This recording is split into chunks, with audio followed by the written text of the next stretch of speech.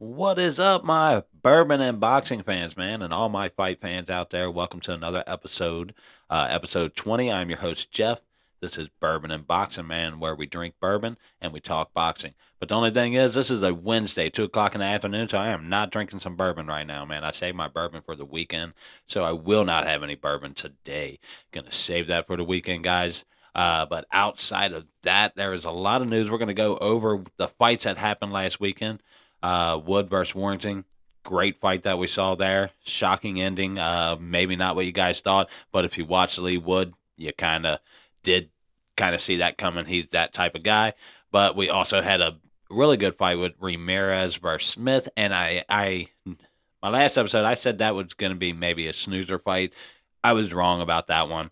Uh, Totally different outlook on both these guys. Hell of a fight that one was. But once again, guys, this is Bourbon and Boxing. Let's talk about our sponsor, Brown Family Construction. For all your construction needs, reach out to Brown Family Construction on Facebook. You can find their number under Jason Brown. You can find him and check them out, man. Brown Family Construction, where the name says it all. They treat you like family. Check out Brown Family Construction, guys. But anyways, man, I'm going to jump into this week. We're going to do a couple episodes this week. I wanted to take the time today because the fight week kind of starts today thanks to Eye the Tiger out of Canada, one of my favorite promotional companies. I've mentioned them several times on here.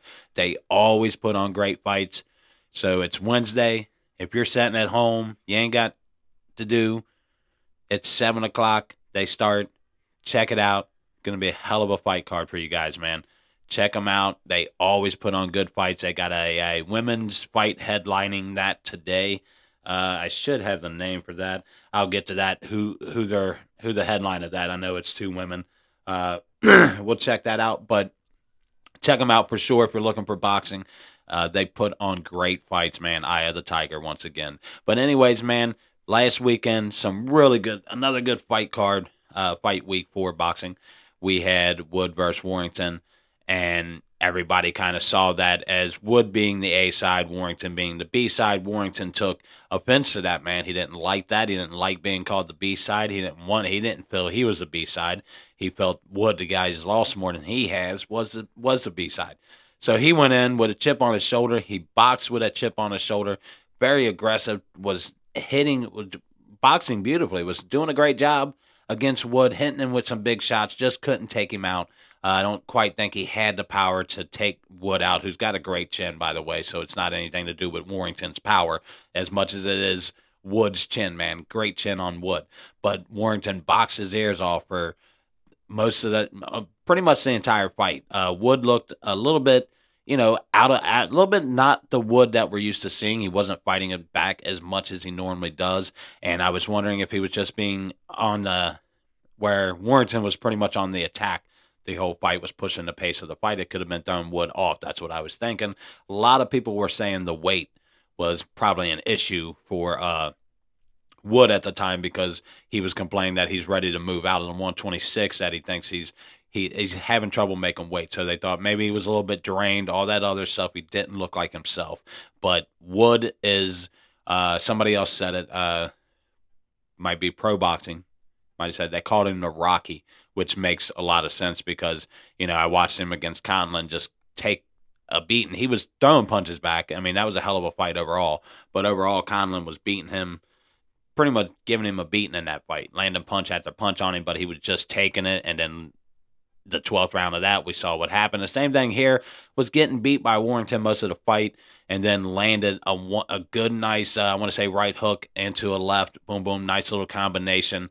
Beautiful combination to put Warrington down and pretty much out of the fight. There was no way he was going to recover from that in a 10, like if it was 15 count, possibly, but 10 count, even at 15 count, he looked out of it.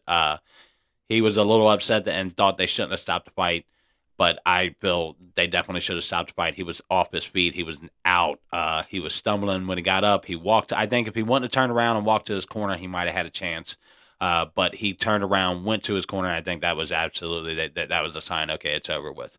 But Wood, that's Wood, man. That's what he does. If you watch him, you always have to watch out for that one good punch from him. And then once he lands it, he doesn't set back and wait or give you an opportunity to recover from it. He attacks immediately, and that's what makes him dangerous.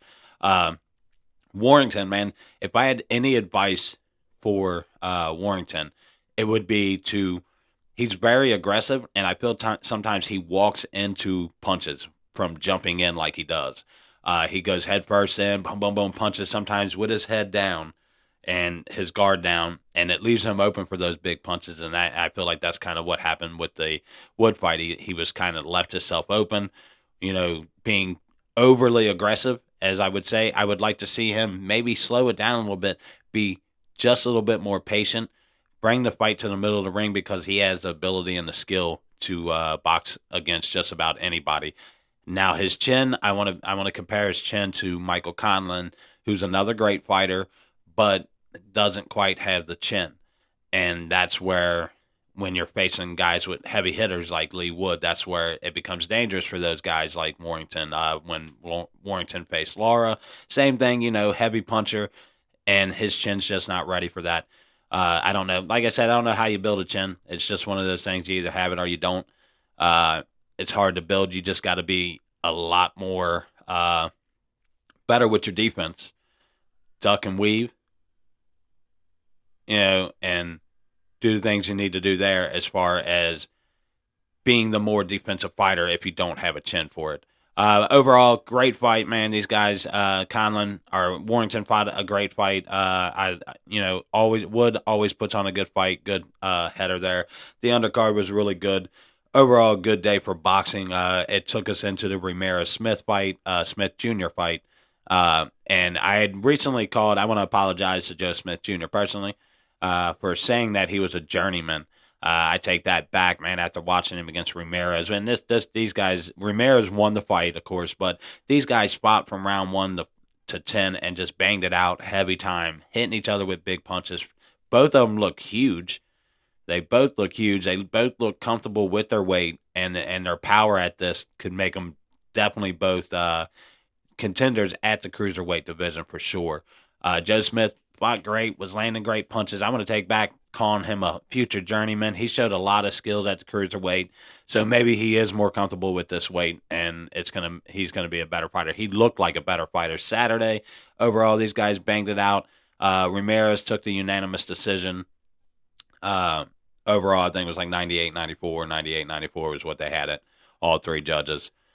So he walked out of there with a nice little win after a loss, after not making weight against Rosado, not making weight against him. So that was a good look for him coming back, because there was a lot of questions after taking a loss against Bivol.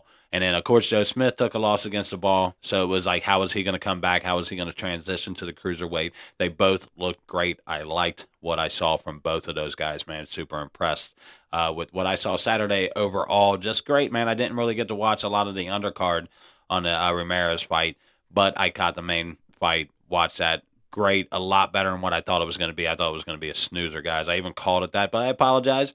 These guys got in there, they banged it out. It was a great fight, one of the best fights of the year between two big guys. So nice to see that doing its thing. You know what I mean? Round of applause to those guys. Wood and Warrington, great fight for you guys too. And on other news today, man, I want to point out something, man. I think ESPN Top Rank, I feel like Top Rank ESPN is really representing boxing well overall, man. And it's not just Top Rank. They're doing this thing with the over in Japan. They're doing their thing with the companies over in Japan. I got to figure out the name of those companies. But they're also teamed up with a company up in Canada called Eye of the Tiger. And they really are. ESPN is doing an awesome job of promoting boxing. They're putting it on as much as possible. I mean, we're getting Tuesday fights, Monday fights, Wednesday fights. We're getting Thursday fights.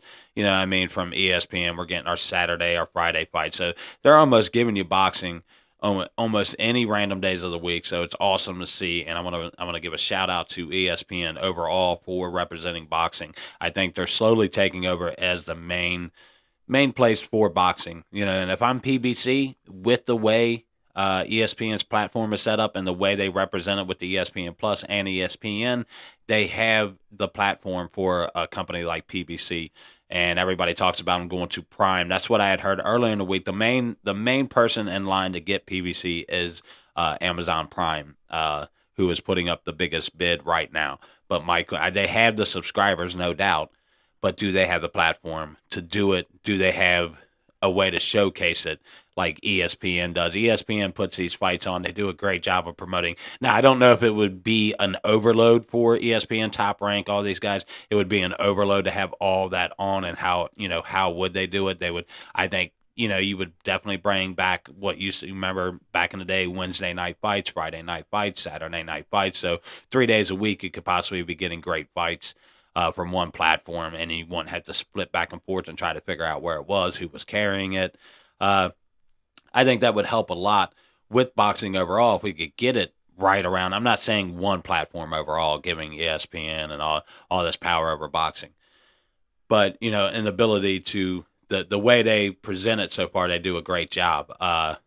Just announced today. I mean, for example, on November 16th, we all know about the headline they're doing on that day. They're doing a doubleheader. ESPN Plus is on November 16th. Shakur Stevenson is going to be taking on De Los Santos, I think is his name. Don't get me wrong. Maybe I'm wrong on that one. But Shakur's fighting. And then on another one, they're doing a doubleheader, and it's Navarrete versus Concession. Great idea. You're taking two big time guys who could fight in the future, and I think that's what another thing that they're doing. They're setting that fight up for a future Shakur versus Navarrete fight, which I'm telling you now, in 2024, if those two fight, that will be the fight of the year. A banger fight, I'm telling you right now. I love both of those guys, Navarrete and Shakur Stevenson, great fighters. But that's on November 16th, which is on a Thursday, correct? Now today I'm reading that, in a way, on November 15th, they're going to put on another doubleheader the day before on a Wednesday. So Wednesday, Thursday, ESPN is going to give us, in a way, on that Thursday or Wednesday, he's coming back against Encadajas. I don't want to. I pronounce his name wrong. I practiced this guy's name, so it was terrible. But look it up. They got a doubleheader with Inoue on there on the main card, and then Dalakain and Akul, which I'm pretty sure this is the Japan. What they've been doing over in Japan. And so you're going to get a double header on November 15th from ESPN Plus. Once I know how to pronounce these guys' names more, I'll get back more information on that. But what I can see here is they picked it up for the 15th, which is the day before the Shakur fight. I mean, come on, people. Who is doing that right now? Showtime isn't doing it. Showtime's going to get rid of PBC, so they're going to start dumbing down. As far as what I've heard, 2024, PBC is on their own. Showtime will no longer carry PBC boxing, no longer will carry boxing overall after 35 years. So we lose another platform here in the U.S. That was just one more platform I had to pay for anyways. Gives me an excuse to drop Showtime now. I have no excuse for it, which actually I won't be able to drop Showtime because they're with Paramount. I do have Paramount. Are they with Paramount? Yeah, Paramount, if I'm correct, is who bought them and has decided to no longer carry BBC. They don't want to continue the contract with boxing. So you have Prime in line putting up the biggest bid, is what I've heard so far. And ESPN, they're there. Maybe Matchroom jumps in there to try to get PBC over to their side. They have, either one of these guys can team up with them. It makes for a lot of good fights regardless. If we can get Amazon, maybe that's just another platform. I don't know how well they team up with ESPN and Matchroom and all those other companies. So I'd like to see them maybe land with like a Matchroom or ESPN Top Rank, land with one of those platforms so that we can put together a lot of big fights in 2024. Then maybe Frank Martin cannot dodge anybody. I won't say ducking or dodging. I don't like to call a guy out. I don't know the whole story behind that. It was two guys who agreed but then disagreed on a fight. So it happens all the time in boxing. It's not like it's the first time, so I'm not going to hold the guy to the fire for a decision he made. Just know that that was a big opportunity, I feel, for him. But anyways, like I said, ESPN doing big thing, guys. Doing that with another doubleheader on November 14th or 15th, the day before the November 16th doubleheader that they have going on. So, man, that's going to be a huge week for boxing, man. Huge week. And then we got a nice week coming up this week. Of course, we got Tim Tszyu is going to be fighting Brian Mendoza. And I'm telling you guys, that's a dangerous fight, man. Brian Mendoza is a tough guy, man. I'm going to break that down on Friday for you guys. Not really going to get much into it, just kind of announce these fights for you. And of course, tonight you're going to get the header of the Eye of Tiger is Mary Spencer versus Femke Hermans. So that's your main headliner, but that's a full loaded card on that one. Eye of the Tiger always puts on great fights, guys. You also got Janabek back in the ring this weekend against Gultieri. And then Miguel Burchot, who's, kind of on his last leg, a must-win fight for him against Diego Ruiz. Another guy who's kind of got to get a win. So, that's going to be it when two guys and that's what I should have known about Ramirez and Smth Jr.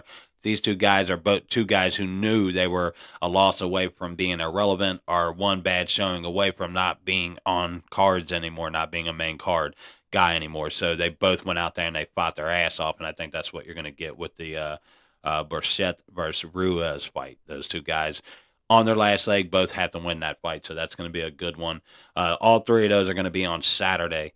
So we got a great fight week this week again. Thank you to the boxing gods out there, man, for giving us such great cards every week. Last week was a good week for boxing. Like I said, all the casual fans, maybe not, but us true fans were getting all the fights we want.